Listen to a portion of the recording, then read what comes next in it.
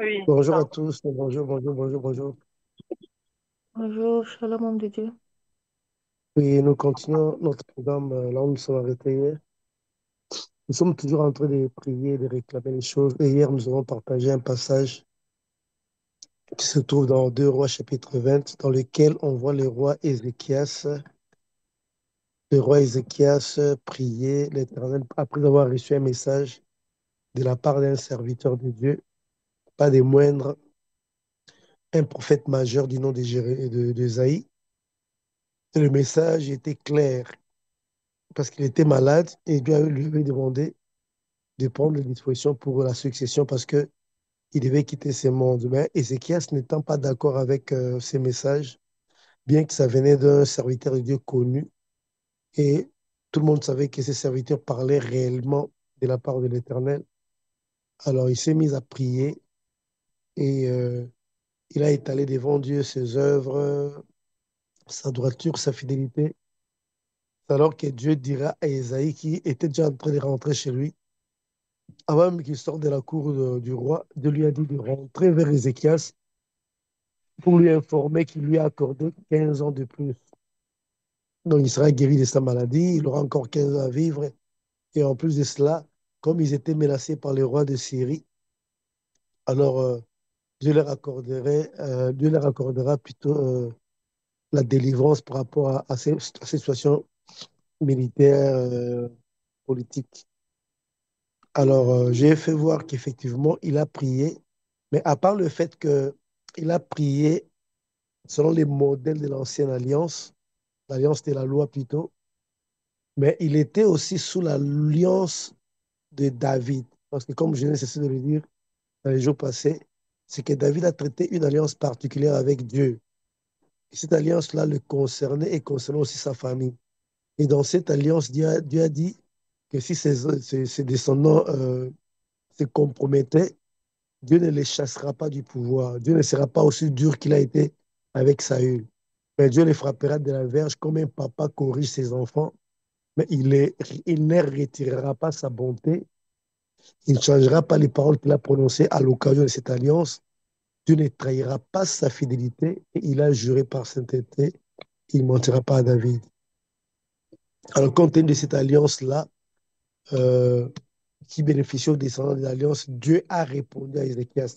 En principe, Ézéchias a prié selon la prière du modèle de l'alliance de la loi. Mais quand Dieu vient répondre, il parle de David. Il dit, je t'ai exaucé à cause de David, à cause de moi-même et à cause de David, mon serviteur. Parce que je suis le Dieu de David, ton père.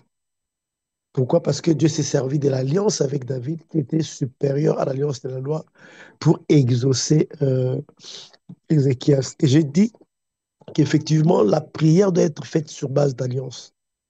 Dieu travaille avec nous sur base d'alliance. Et nous sommes favorisés, nous sommes beaucoup plus privilégiés parce que nous sommes dans l'alliance de Jésus-Christ. Le Père a conclu une alliance avec Jésus-Christ, l'alliance la plus parfaite qui puisse exister, qui nous a conféré beaucoup plus d'avantages que toutes les alliances précédentes. Bien qu'on ait deux catégories d'alliances, les alliances de la loi et les alliances de la promesse, l'alliance en Jésus-Christ est supérieure à toutes les alliances. Et la grâce que nous avons obtenue, c'est que nous sommes participants à cette alliance. Dans cette alliance de Jésus-Christ, Dieu s'est chargé de la part qui faisait, en fait, de la responsabilité qui incombait à la partie humaine. Parce que comme je l'avais dit la fois passée, les alliances tiennent quand toutes les parties prenantes à l'alliance respectent ou bien observent les obligations de l'alliance.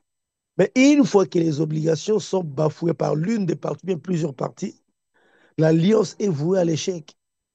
L'alliance se fragilise et au finish, l'alliance disparaît. Pourquoi? Parce que les parties prenantes ne respectent plus les causes de l'alliance. Donc, avec les alliances précédentes, il y avait une faiblesse du côté de l'homme. Parce que Dieu, de son côté, n'est pas faible. Dieu est fidèle à ses engagements. Dieu est fidèle à sa parole et il ne faillit jamais.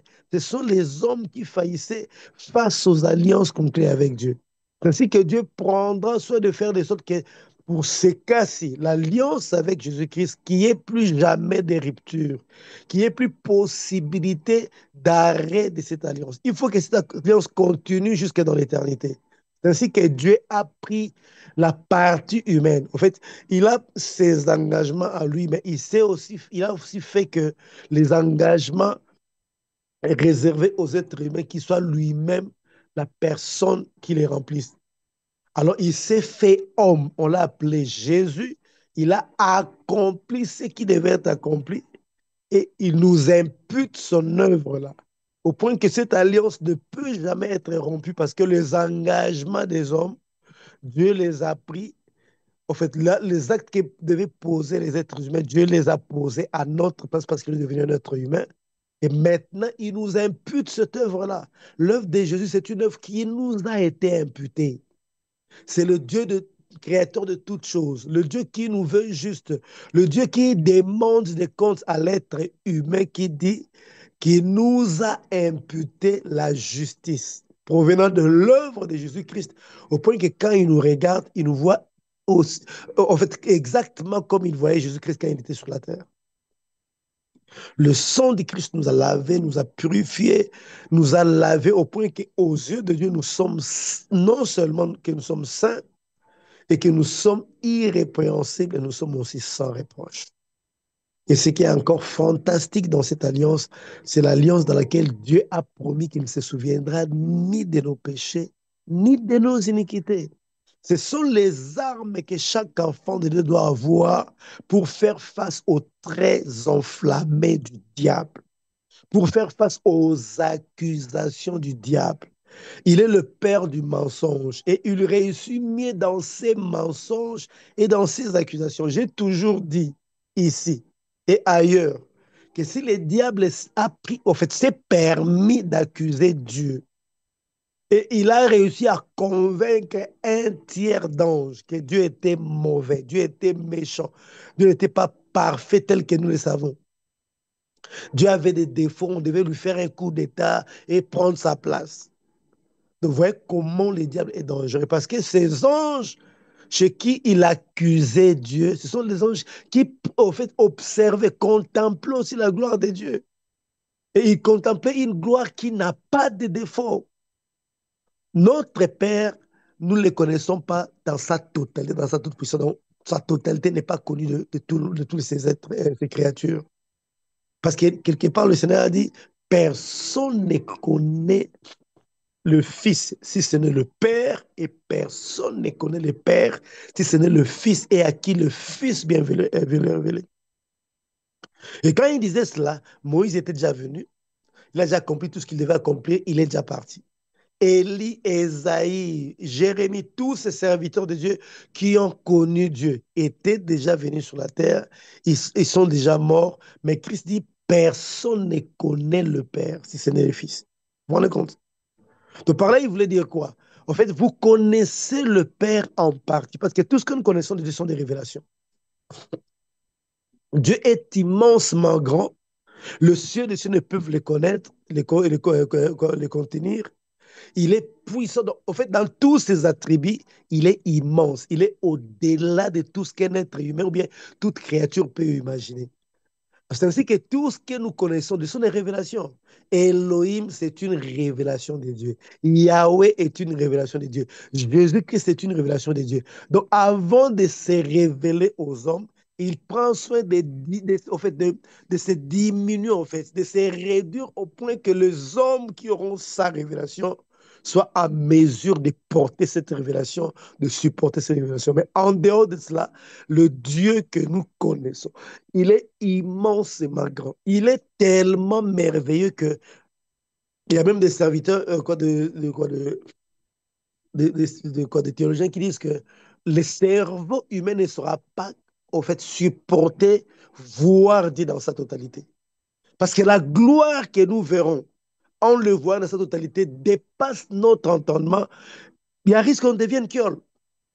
Il y a risque que nos cerveaux puissent craquer. Pourquoi? Parce qu'on ne sait pas supporter la beauté de Dieu, la gloire de Dieu, la magnificence de Dieu. Et il s'est mis diminué, il s'est, en fait, il s'amoindrit pour se manifester. Tout ce que nous connaissons de Dieu ne sont que des révélations, parce que ce n'est pas un Dieu en fait, c'est un Dieu qui se révèle, en fait. Dieu se révèle aux gens. Vous vous rendez compte? Et toute l'éternité que nous serons avec lui, nous ne serons jamais épuisés. En fait, comment dire, nous n'arriverons jamais à le connaître totalement. Je connais un serviteur de Dieu qui a reçu une révélation par rapport à la grandeur de Dieu.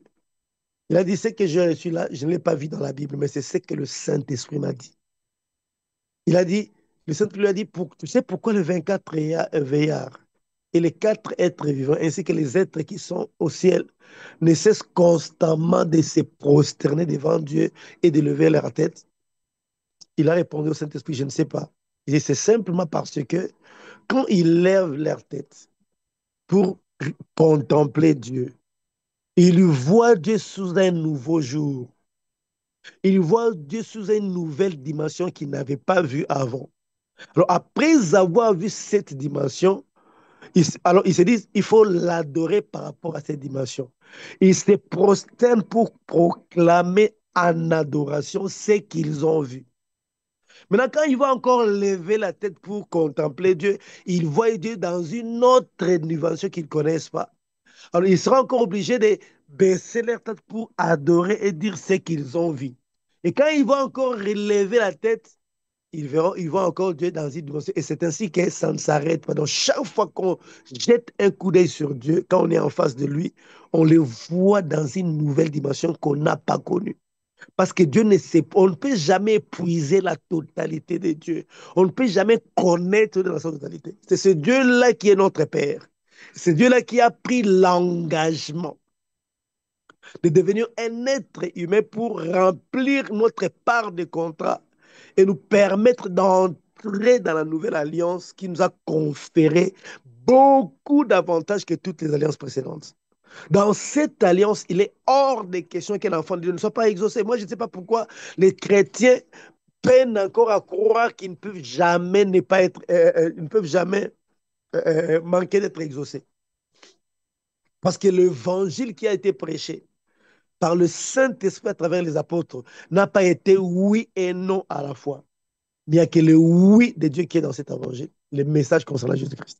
Vous savez, Jésus-Christ, c'est la réponse de Dieu à toutes les questions de l'humanité. Jésus-Christ est la réponse de Dieu à toutes les questions soulevées par l'état du péché de l'être humain. Quand l'être humain a péché, il a été contaminé par le péché au point que la nature qu'il avait reçue de Dieu à l'origine a été complètement déformée. L'être humain créé par Dieu ne pouvait jamais être piqué une mouche et une moustique. Il ne pouvait jamais être mordu par un chien. En fait, le lion n'était pas une menace pour lui. Les microbes qui sont devenus microbes aujourd'hui n'étaient pas une menace pour lui. La mort ne pouvait rien contre lui. Il était au-dessus de toute la création, c'est-à-dire des créatures et des lois de la nature. Tous les principes, toutes les lois de la nature étaient soumises à l'homme. La loi de la pesanteur était soumise à l'homme au point qu'il n'avait pas besoin d'engins comme des avions, des hélicoptères pour voler. Il pouvait monter dans l'espace parce qu'il avait autorité sur les lois de la terre. La Bible a dit, Dieu a prononcé les paroles en disant, domine la terre et assujettis-la pour les comptes du royaume des cieux. En dominant la terre, ce n'était pas seulement les animaux qu'il devait dominer. Il dominait même les lois qu'il y avait sur la terre, les lois du monde naturel. C'est ainsi qu'il pouvait dominer aussi la loi de la pesanteur. C'est ainsi qu'il pouvait entrer sous l'eau et voir tous les animaux qui sont dans les abysses, dans les profondeurs des eaux. Il y a même de ces poissons-là, j'ai suivi dans un documentaire, il y a même des animaux qui sont dans les profondeurs de la mer, qui ne peuvent rester que dans ces profondeurs-là. Parce que s'ils osent monter un peu et que la lumière du soleil les touche, ils meurent. Et il pouvait aller sous l'eau sans mourir. Il pouvait toucher le feu. Le feu ne lui faisait absolument rien. Les lions n'étaient pas en hostilité.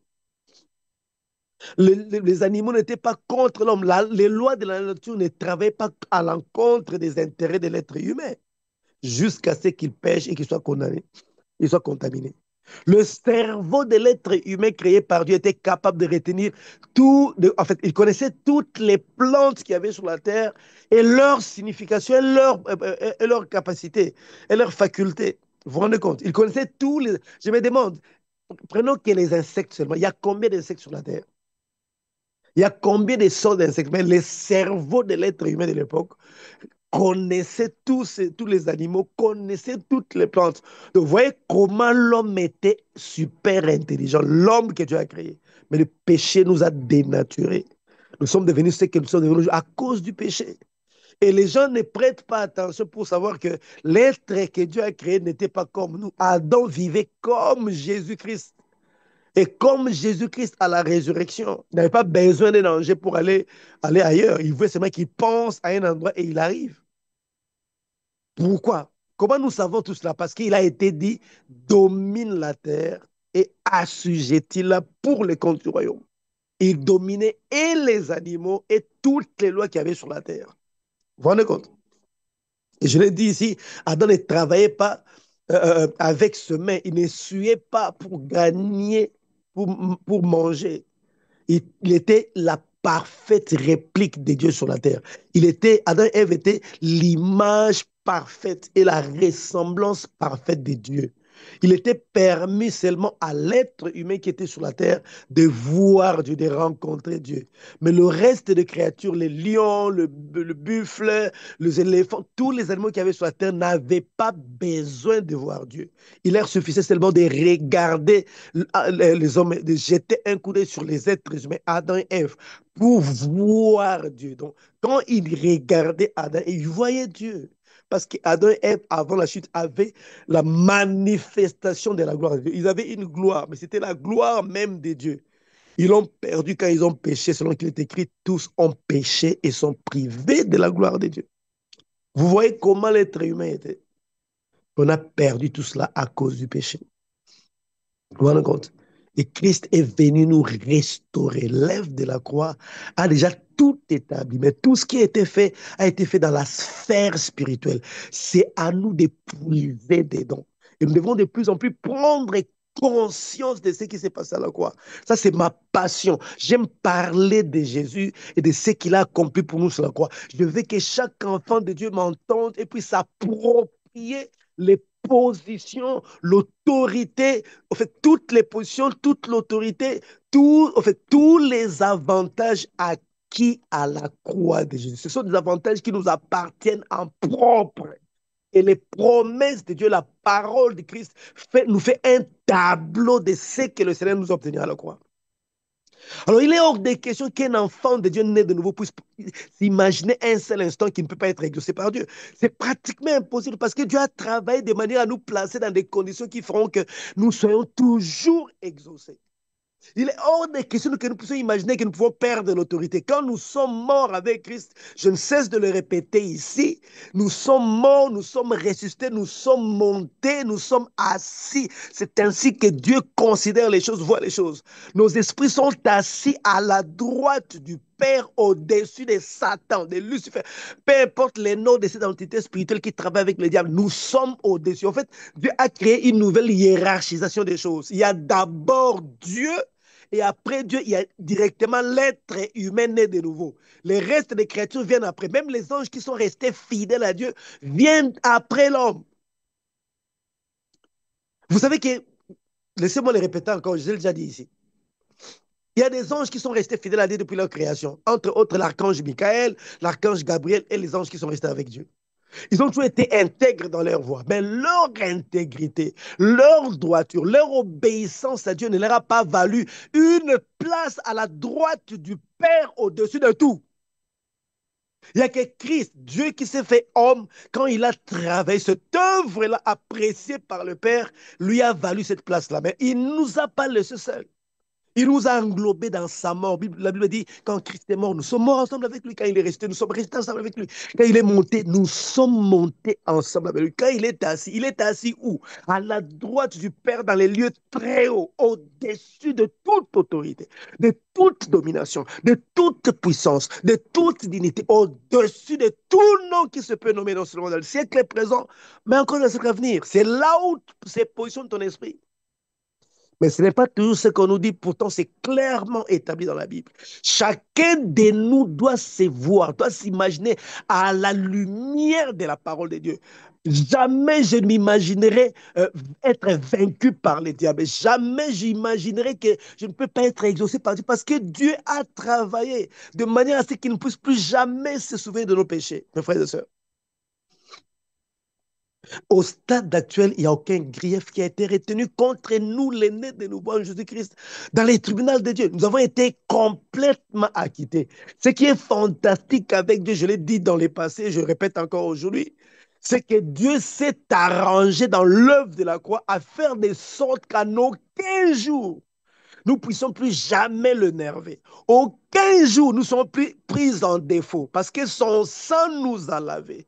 La sainteté que nous l'avons acquise non pas à cause de nos habitudes, de nos comportements, de nos actes, de nos œuvres. Non, la sainteté que nous avons a été conférée par le sang de Jésus.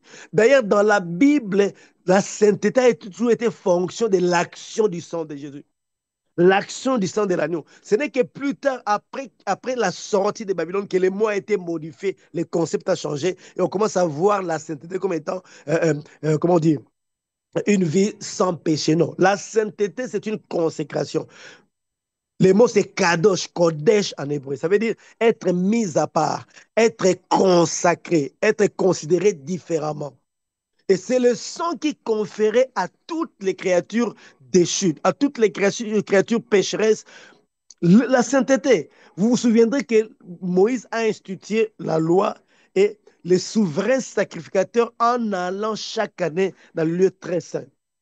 Les jours de Yom Kippour pour obtenir la rédemption d'une année, il devait commencer par entrer par le parvis et puis le lieu saint, puis le lieu très saint. Mais dans son passage-là, il aspergeait les sang dans tous les temples pour purifier les temples de toutes les souillures. Et les ustensiles des temples étaient purifiés, sanctifiés par le sang. Et l'Épître aux Hébreux dit tout est sanctifié par l'effusion du sang. Parce que sans le sang, il n'y a pas pardon des péchés. Mais plus tard, on a déformé les mots. Et maintenant, le concept actuel sur les mots est différent du concept original. Et quand Dieu voit les gens saints, il voit les gens saints parce qu'ils ont été lavés par les sangs. Ils ont été considérés saints. C'est Dieu qui nous considère saints.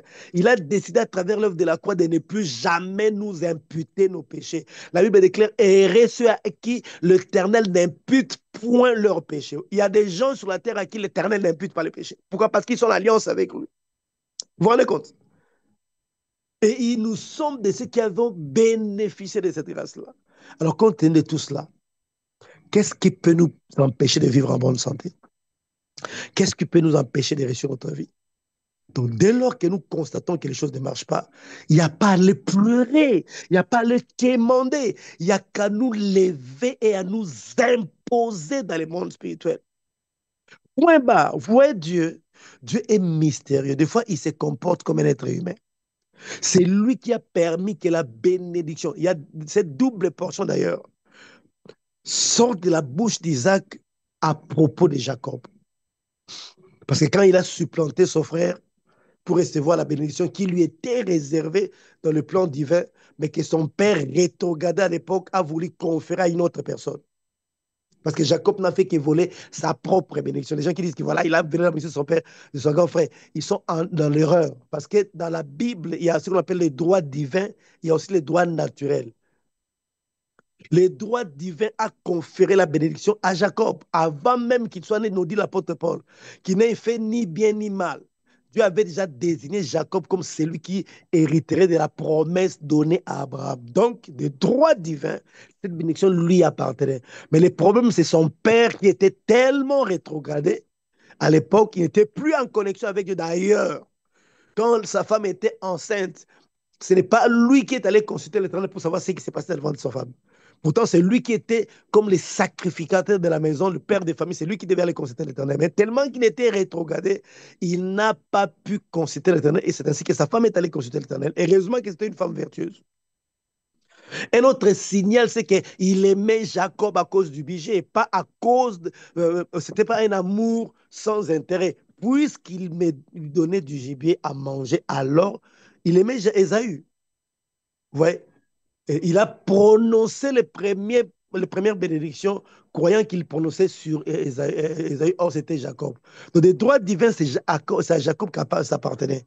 Et des droits naturels, ça appartenait aussi à Jacob, parce que avant que Jacob puisse obtenir ces bénédictions de la part d'Isaac, il y a eu déjà une transaction.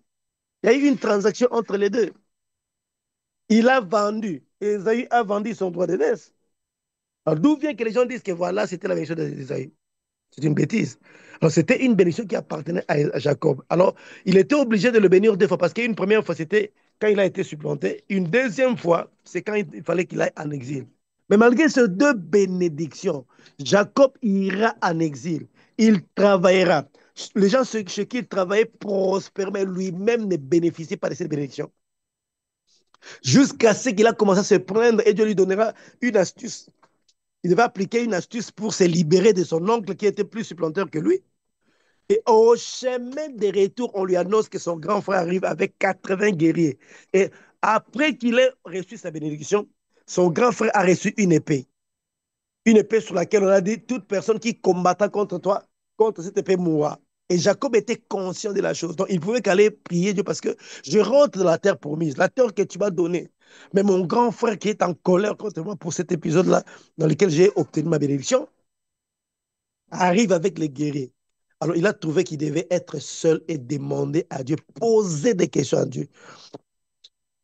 La Bible ne raconte pas les mots, ne précise pas les mots qu'il a employés quand il a prié, mais quand on voit le contexte, on comprend de ce qu'il s'agissait. Parce qu'il y a un homme qui lui apparaît, c'était Dieu qui lui apparaît sous une forme humaine, et il y a eu une lutte entre lui et Dieu. Des fois, Dieu veut que nous luttions avec lui. Il veut que nous fassions sortir ce qui est en nous. Cette lutte-là apporte des correctifs dans nos vies. Parce qu'on l'a nommé Jacob. Jacob veut dire supplantaire, escroc, rusé. Il y a plusieurs explications à ce nom-là. Et toute sa vie, il se voyait Jacob, alors qu'il n'était pas Jacob. Tant qu'il se verrait Jacob, il n'aura rien, en fait, il ne saura pas vivre les promesses que Dieu lui a accordées, le bénéfice que Dieu lui a donné par alliance.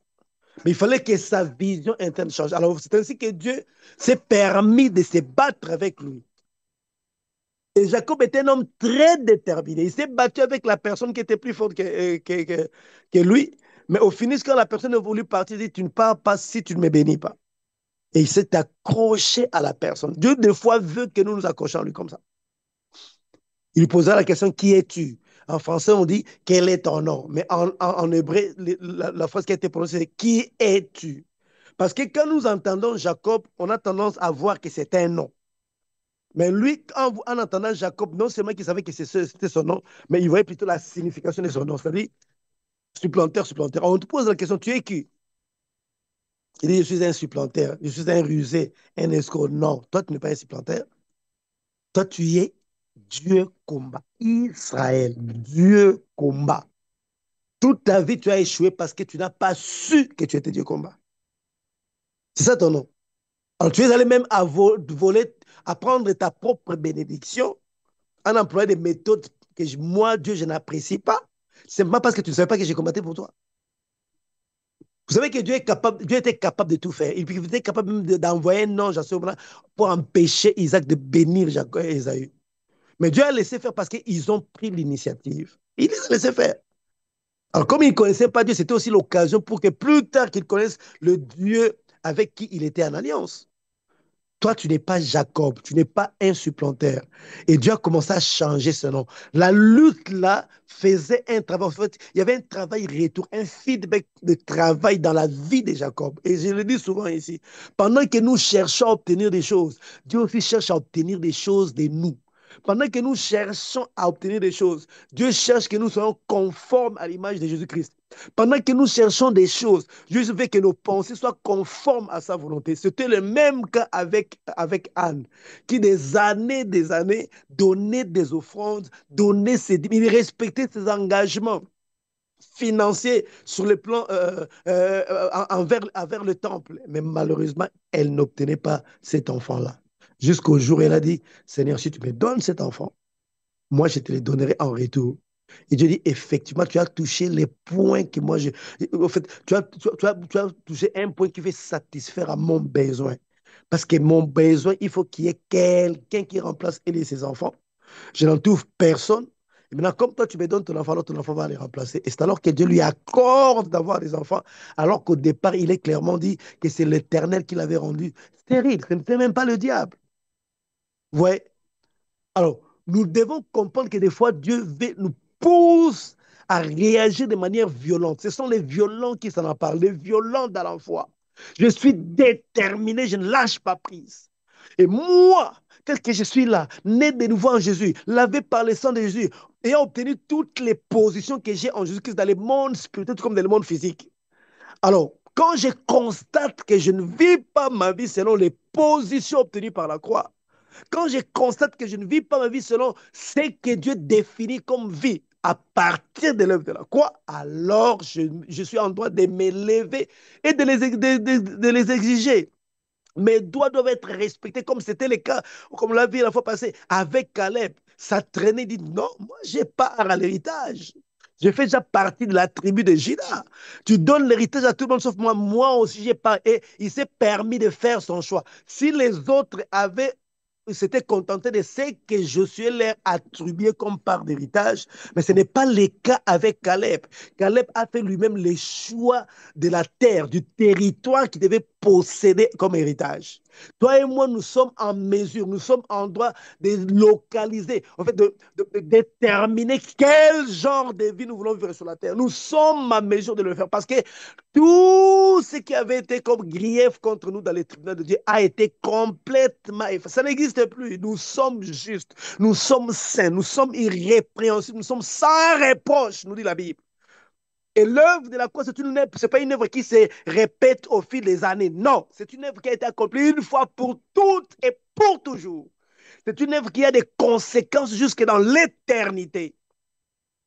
Par son sang, il nous a obtenu une rédemption éternelle. Par son sang, il a mené à la perfection pour toujours ceux qui sont sanctifiés. Qui sont ceux qui sont sanctifiés? Toi et moi. Sanctifiés pourquoi? Par le sang de Jésus. Est-ce que ce sang doit encore couler sur nous encore et encore pour nous sanctifier encore et encore? Non, ce sang a déjà coulé une fois pour toutes. Nous sommes dedans d'ailleurs. L'apôtre Pierre, introduisant son épître, il a dit quoi? Il a dit, il bénissait tous ceux qui ont été vus par la présence de Dieu. Dans sa présence nous a déjà vus.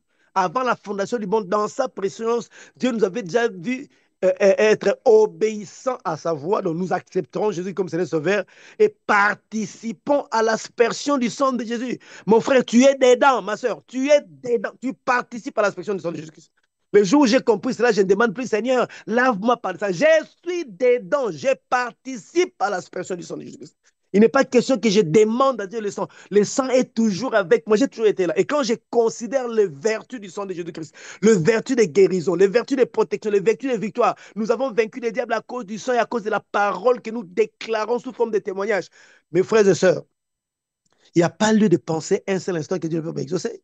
Il n'y a pas lieu de penser un seul instant que je peux rater, en fait, je peux manquer de vivre en fait, les bénédictions que Dieu m'a données sur la terre. Je ne peux pas permettre cela. Dieu m'a donné mon pain que j'appelle la grâce. Je vais bouffer ce pain en entièreté. Même le miette là qui tombe, je vais les ramasser et les manger parce que c'est ma grâce. Et c'est par la foi que nous nous faisons violence de croire à la parole, d'être déterminé. Quelle est la mauvaise nouvelle que tu as reçue hier? Quelles sont les mauvaises choses que tu as vues cette semaine? On s'en fout. Toi, tu n'as pas regardé vers ces mauvaises choses-là. Toi, tu n'as qu'à fixer ton regard sur Jésus. Il est ce serpent de rein qui a été élevé dans notre génération. Tout le monde doit fixer son regard sur Jésus. Et en fixant nos regards sur Jésus-Christ, le venin du serpent de ces morts n'a aucun pouvoir sur nous. Je t'informe que le diable n'a aucun pouvoir sur toi, mais toi, tu as tout pouvoir sur lui. Il t'a donné l'autorité de marcher sur les serpents et les scorpions, sur toute la puissance de l'ennemi, et rien ne peut te nuire. Il n'y aura pas de représailles. Nous devons nous aligner dans les... et nous positionner par rapport à l'œuvre de la croix. Est-ce que tu peux élever ta voix encore ce matin? Et en fait, tu lèves ta voix pour prier en regardant, en voyant, tu examines d'abord ta vie, ta famille, ta situation. Quelles sont les choses qui ne sont pas conformes à la vie que la croix nous a donnée? Mon frère, ma soeur, sois intransigeant ou intransigeante par rapport à ces choses. N'accepte rien du diable. Ne permets pas au diable de prendre ne fût-ce qu'une petite portion du territoire dans lequel Christ doit régner. Tu ne peux pas permettre ça. Ce ne sont pas tes gènes, tes prières en longueur qui font que tu as l'autorité sur le diable. Je l'ai dit, je le répète encore, l'autorité que nous avons reçue de Dieu, c'est une autorité que nous recevons à la naissance. La Bible déclare, à ceux, il est venu chez le sien et les siens ne l'ont pas reçu, mais à tous ceux qui l'ont reçu et à tous ceux qui croient à son nom, il leur a donné les pouvoirs. Le mot pouvoir en grec, c'est le mot exousia. Exousia, c'est le pouvoir avec lequel on gouverne, on règne, on gère. C'est le pouvoir qui nous donne l'autorité sur beaucoup de sujets et qui nous permet de gouverner les hommes, gouverner les États, gouverner. Or, c'est à la naissance que nous obtenons ce pouvoir exousia. Il nous a donné l'exousia d'être enfant de Dieu. Parce que le verbe être qui a été utilisé partout, c'est aussi le même verbe être qui a été utilisé là. On dit devenir enfant de Dieu. Non, nous sommes prédestinés avant la fondation du monde à l'image de Christ. Je ne deviens pas un enfant de Dieu. J'ai déjà été un enfant de Dieu. Qu'est-ce que dit la Bible? Lorsque les temps furent accomplis, maintenant mon temps de manifester ma réalité d'enfant de Dieu est arrivé. J'accepte Jésus-Christ, alors ma réalité se manifeste. Mais en réalité, nous avons été prédestinés avant la fondation du monde. Avant que nous venions sur la terre, Dieu nous connaissait déjà. Il savait que telle personne sera obéissante à la parole de l'évangile qui amène le salut. Et cette personne participera à l'expression de son Jésus-Christ. Pour Dieu, ce n'est pas un fait nouveau. C'est depuis l'éternité qu'il nous a connus. Il savait que nous naîtrons de nouveau. Il savait que cette journée, nous serons ensemble en train de prier. Il connaissait tout. Il nous a donné l'exousia. Donc, l'exousia, c'est le pouvoir avec lequel on gouverne. Donc, nous l'obtenons depuis la naissance. Ce ne sont pas nos états de service qui nous confèrent l'autorité, comme ça se fait dans les nations. Un militaire qui commence caporal, ses états de service l'amènent à devenir le chef d'état-major des armées. Il est devenu une autorité dans le pays à cause de ses états de service. Ce n'est pas le cas avec nous. Nous sommes des princes et de princesses. À notre naissance, il y a déjà des dispositions au niveau de notre royaume qui sont déjà établies, qui nous confèrent une garde, qui nous confèrent des avantages. Et l'un de ces avantages, c'est que nous avons l'exousia par la naissance. Ta nouvelle naissance te donne autorité sur les diables, sur les démons, sur toute la puissance de l'ennemi. Mais on nous a amenés dans un terrain où les gens pensent que quand je gêne beaucoup, c'est alors que la puissance va se manifester. Mais Jésus-Christ a gêné pendant 40 jours. Il n'a même pas eu peur de s'approcher de lui. Il est venu le tenter. Mais qu'est-ce qui lui a donné la victoire? Il est positionné dans la parole. Je suis ce que Dieu dit que je suis, je n'accepte rien d'autre. Tant que je vois le contraire, je me lève pour exiger ce que je suis. Si quelqu'un est en Christ, il est une nouvelle créature. Les choses anciennes sont passées. Donc, je vais voir dans ma vie les choses nouvelles, les caractères anciens là. Nous avons hérité de la mauvaise manière de vivre que nous avons hérité de nos parents. Je ne vais plus voir ça dans ma vie. Pourquoi? Parce que je suis une nouvelle créature. Est-ce que tu peux élever ta voix et commencer à exiger des choses? Je répète ça parce que je veux que ça soit fixé dans nos esprits. La répétition est la mère de la science. Une fois que ces choses, en fait, nous les intériorisons, ces paroles, c'est fixe dans nos esprits, nous commençons à manifester les choses. Et vous voyez que j'ai répété encore ce que j'avais dit la fois passée parce que je veux que ça puisse prendre place dans nos cœurs. Ça ne sert à rien d'avoir beaucoup de connaissances qu'on n'expérimente pas. Mieux vaut avoir peu de connaissances qu'on expérimente que beaucoup de connaissances qu'on n'expérimente pas. Alors ça nous pousse à des débats inutiles. Je veux que ces paroles soient fixées dans l'esprit de chacun de nous. Que chacun connaisse cela. Ça soit gravé dans nos esprits, qu'on n'en doute en aucun moment. Que nous sommes parfaitement conscients que ce que Dieu dit que nous sommes, nous le sommes réellement en face de toute la création. Nous le sommes et nous devons exiger, soit vivre notre vie en fonction de ce que Dieu nous a donné comme prérogative, comme avantage, comme élévation, comme positionnement dans le monde spirituel de la bonne physique. Est-ce que tu peux élever ta voix et dire à Dieu tout ce qui te passera dans la tête? Mais n'oublie pas d'exiger. Les choses que tu ne vois pas dans ta vie, tu dois les exiger. Tu n'arrêtes pas comme Jacob. Je ne te lâche pas tant que tu ne me bénis pas. Père, nous, on ne te lâche pas. On est là parce qu'on sait que tu ne mens pas, ce que tu as dit, c'est la vérité. Alors, puisque tu ne mens pas, on est en droit de nous accrocher à ta parole jusqu'à la voir se manifester. Je ne permettrai pas au diable d'entrer dans ma famille et il se met la zizanie. Je ne permettrai pas au diable d'entrer dans ma maison et toucher à mes enfants. Il n'y a pas de droit. Tous les droits qu'il avait, il les a perdus à la croix. C'est nous qui avons tout pouvoir sur lui. Les contraintes n'existaient pas dans la pensée des démons. Nous avons tout pouvoir sur les diables. Nous avons tout pouvoir sur les démons. Nous avons tout pouvoir sur les entités spirituelles démoniaques. Les démons là, des familles, des entités, ils n'ont aucun pouvoir sur eux. C'est nous qui avons tout pouvoir sur eux. Parce que nous sommes des sacrificateurs du sacerdoce royal et notre rôle, c'est d'intervenir dans nos familles, de faire de sorte que l'atmosphère du ciel, la vie du ciel descende dans nos familles, dans nos maisons. C'est nous qui sommes ces agents-là qui permettent au ciel d'envahir la terre. Ce matin, je veux que tu élèves ta voix et que tu fasses de sorte que le ciel envahisse la terre. Que tu réclames tes droits qui sont bafoués, que tu récupères tes droits, que tu récupères les territoires autrefois volés par les diables. Pourquoi? Parce que tu en as pleinement les droits. Ce n'est pas Dieu qui les fera à ta place. Tu as déjà reçu l'autorité de marcher sur les serpents, les scorpions, sur toute la puissance de l'ennemi. Donc tu peux entrer en jeu et faire ces choses simplement parce que tu es un né de nouveau. L'autorité de dominer les démons t'a été donnée par ta nouvelle naissance. Élève ta voix et prie selon que le Saint-Esprit te conduira.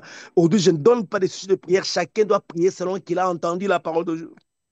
Est-ce qu'on peut élever la voix, ouvrir nos micros et commencer à prier? Seigneur, nous te bénissons pour cette parole magnifique. Merci parce que nous sommes réellement ce que tu dis que nous sommes et personne ne peut nous contester ce que tu nous as donné comme bénédiction. Personne ne peut nous contester la sainteté que tu nous as donnée. Personne ne peut nous contester l'autorité exauce que tu nous as donnée. Personne ne peut nous contester toutes les positions que tu nous as données dans les liens célestes. C'est nous qui avons reçu le mandat de libérer les membres de notre famille, même ceux qui sont liés profondément par les diables. C'est nous qui avons reçu le mandat d'éclairer ces mondes, au point que les ténèbres n'auront plus leur efficacité dans notre entourage. C'est nous qui avons reçu le mandat d'assaisonner la vie des gens, parce que nous sommes les sels de la terre.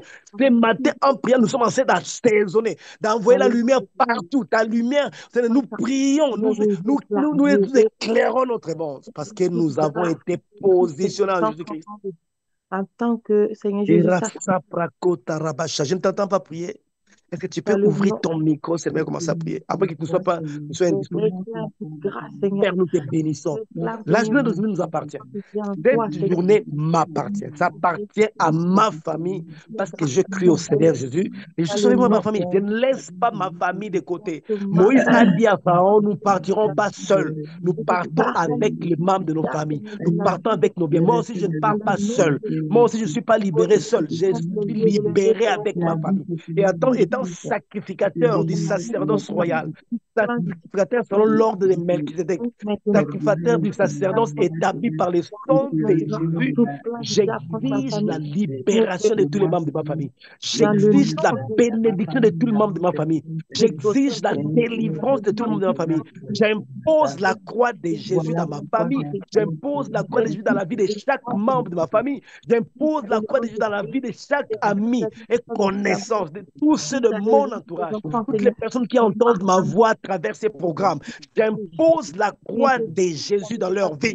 Que la croix de Jésus soit la chose qui bâtit, sur laquelle leur vie est bâtie au nom, leur vie sont bâties au nom de Jésus-Christ. Autorité, Seigneur, que tu Nous, m'as c'est la donné croix de Jésus. Nous, c'est l'autel de la croix. et L'autel qui est j'arrête au-dessus de le tous plan les de autels. l'ennemi dans ma vie. L'autel de la sainteté, J'arrête l'autel le des plan de l'ennemi miracles, l'autel des prodiges, je l'autel de maintiens dans la le nom de Jésus. manifestation de la puissance de El Elyon, de El Shaddai. Seigneur, j'arrête tout plan de l'ennemi. J'arrête tout plan de l'ennemi, Seigneur, dans ma famille, dans la vie de mes enfants, Seigneur, dans le nom puissant de Jésus. Seigneur, tu m'as donné tout pouvoir, Seigneur, tu m'as donné l'autorité, Seigneur Jésus, de marcher sur les serpents, sur les scorpions, sur toute la puissance de l'ennemi, Seigneur. L'autel Oh, de la croix a écrasé tous les autels qui puissent exister. Et nous sommes Seigneur, bénéficiaires des avantages procurés par l'autel de la croix de Jésus. dans le nom Ce matin, nous puissant de proclamons la croix de Jésus, nous tout pouvoir proclamons de les sangs de Jésus, nous déclarer établissons les sangs dans tous les dans le territoires que tu as nom donné, de dans gouverner, le parce que nous nom sommes des rois sacrificateurs. Nous établissons le des sang de Jésus, hommes, des la croix esprits de de Jésus-Christ famille, dans Seigneur, nos des familles, dans la vie informations dans de tout chaque sorte maison de se nos trouvent les Seigneur. membres de nos familles, nos Arrête, amis et Seigneur, le connaissances. plan de Au l'ennemi, nom Seigneur, dans ma puissant famille. de Yeshua, J'arrête le plan de l'ennemi dans dans la ma vie, terre dans de laquelle mes tu vas donner, enfants. Seigneur, Dans le de nom régner, Seigneur, j'y puissant de Christ, établis l'autorité de ta libère croix, maintenant le lieu de la les défaite vies, du Seigneur, diable, libère le lieu de Seigneur, l'écrasement de Satan, des le membres lieu de où ma famille, Satan était dépouillé de toute libère les autorité qu'il avait sur la race humaine, sur toute la création, le lieu, Seigneur, du dans triomphe de Yeshua libère les HaMashiach. déclarations que Nous tu établissons la croix de Jésus dans nos pensées, que notre système de pensée soit Seigneur. affecté Moi, par le Seigneur vertu Jésus, de dans l'autel le de la nom croix. puissant de Jésus, libère les destinées, Seigneur. Libère les destinées. J'exige Dans des la maison de pensées mon père, conformes dans à la la parole maison de de Dieu. Il ma faut que je famille, Seigneur, pense dans la parole. maison Il faut que je de réfléchisse parole de Christ. Il faut dans que le nom j'imagine parole de Christ. puissant Il de faut que la parole de Christ Jésus devienne de Nazareth, mon Seigneur. opinion Je principale, prends ma possession de pensée tout dominante. Il faut que les paroles de Christ deviennent donner mes cette tout opinions. don C'est mon excellent droit nous et vient je de toi, Père. l'exige au Je nom prends de Jésus. Je possession dois de toute penser grâce parole de Dieu. Je dois excellente. Je réfléchir prends parole de Dieu. Je possession dois de toute raisonner parole de Dieu. Je dois tout imaginer ce que parole de Dieu. l'ennemi, Je dois Seigneur, nous avait rêver parole de Dieu. Je dois m'avait songer parole de Dieu. arraché, Je m'avait dois volé rêver. à Oh, mon enfant, Seigneur. Ce Sabaya. matin, dans le nom de Je dois Jésus, visualiser ma je vie en la récupère lumière de la au parole de nom Dieu, de à la Jésus-Christ de lumière Nazareth. de ce que tu as dit. Ma vie doit être conforme à ce que tu as dit. Oui, Seigneur Jésus, ma vie doit être conforme à ta parole, Seigneur. Ma vie doit être conforme à ce que tu as dit. Parce que tu J'étais, n'es la pas un Bible Dieu qui déclare, ment. Tu j'ai n'es pas été un par Dieu le sang de Jésus-Christ qui va dire. racheté de Ma la vie doit être mauvaise conforme à manière ce de que tu as vivre dit que de j'ai moi, hérité de à mes ce que tu as parents. dit. La Dans le Bible est nom claire, de j'ai été déjà Jésus de racheté Nazareth. de la mauvaise manière de vivre, de la vie Oh, naturelle pécheresse que j'ai hérité de mes parents. Donc, je vais vivre ma vie comme au nom de Jésus. J'exige de vivre ma vie comme et repose sapra. Dans la rédemption, il y a la bénédiction, il y a la délivrance, il y a pardon. Ora sapra. Je vais vivre ma vie, expérimenter ces choses. Je vais expérimenter ces choses à chaque instant, chaque moment. Je vais expérimenter ce qui est écrit sur moi en fonction de l'œuvre de la croix. Je n'accepte rien d'autre que ce qui m'a été donné à la croix. Je n'accepte rien d'autre que ce qui m'a été conféré par Jésus-Christ à cause de l'œuvre qu'il a commise sur la croix. Je n'accepte rien d'autre. Je n'accepte pas l'échec. Je n'accepte pas le défaite. Les défaites, je ne l'accepte pas. Je n'accepte pas la maladie. Je n'accepte pas l'opprobre. Je n'accepte pas l'humiliation.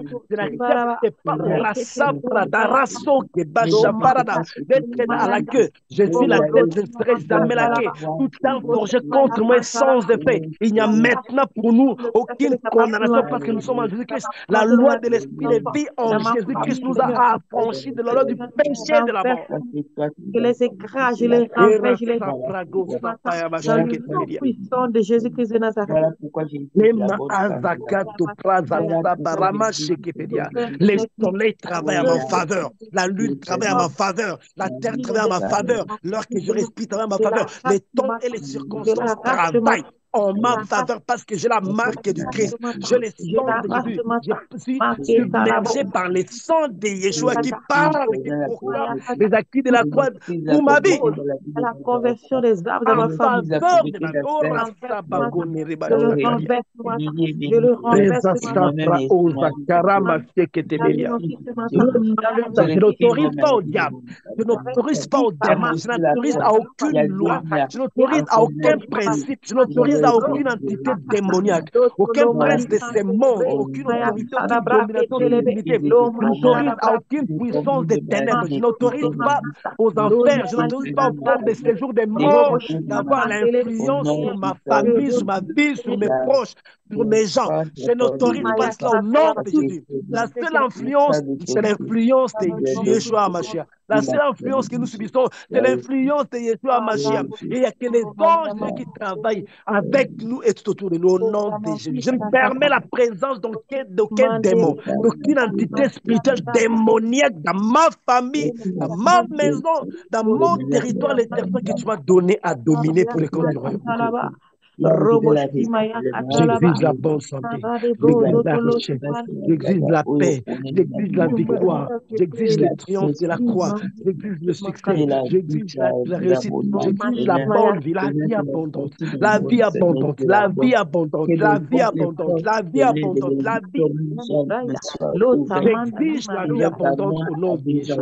J'exige la vie abondante au nom de Jésus. J'exige la vie abondante au nom de Jésus. La journée de jour nous a été donnée. C'est une journée merveilleuse que l'Éternel a créée spécialement pour nous. Elle peut être qu'un sujet de joie et d'allégresse. Pas de mauvaises nouvelles, pas de ratés, pas de chèques, pas de déceptions, pas de surprises désagréables. Parce que c'est notre journée que l'Éternel a créée uniquement pour nous afin que ce soit pour nous un sujet de joie et d'allégresse. Le sang de Jésus nous donne droit à la justice, droit à la prospérité, droit à la bénédiction, droit à la réussite et nous imposons cette réussite. Nous réclamons et imposons cette réussite au nom de Jésus.